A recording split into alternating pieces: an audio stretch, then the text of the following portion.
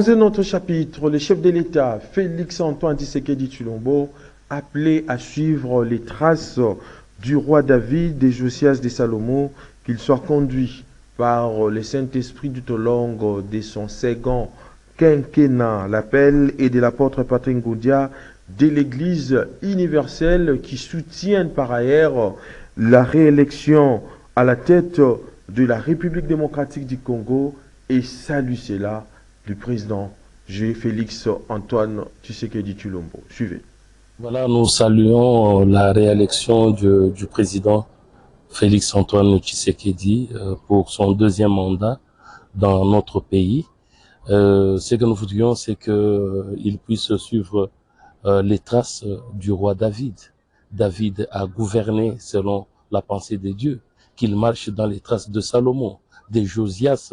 Ce sont des hommes qui ont été inspirés par Dieu. Dieu les a conduits. Il y avait des prophètes à côté d'eux pour les accompagner, pour leur donner l'intelligence et la sagesse afin de bien diriger le pays. C'est pourquoi nous demandons que non, qu'ils soient animés, qu'ils soient conduits par le Saint-Esprit pour qu'ils puissent régner avec succès, avec réussite et amener ce pays au développement, amener ce pays à s'épanouir, amener ce pays à la bénédiction intégrale. Nous disons ceci, ce n'est pas que nous disons que ceux qui l'ont élu, c'est le peuple, mais nous ne pouvons pas dire, on dit que tout pouvoir émane de qui? De Dieu. S'il n'y a rien, il n'y a rien qui peut se faire au monde si Dieu ne le permet pas. Tout ce qui arrive, c'est la volonté de Dieu. S'il a été élu, c'est que le Seigneur a permis qu'il soit élu et qu'il puisse diriger ce pays et savoir conduire ce pays dans de meilleures destinées. On voit que à chacun son travail.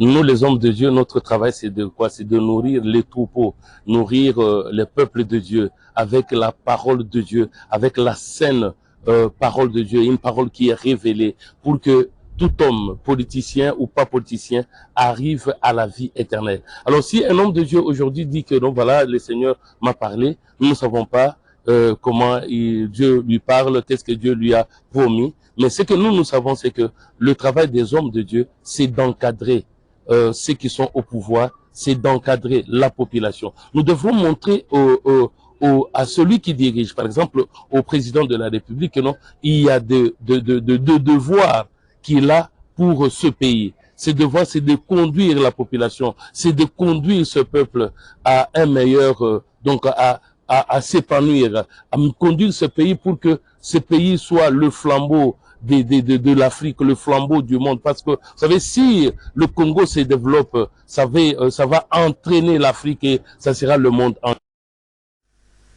Et puis, 15 militants du mouvement citoyen luttent pour des changements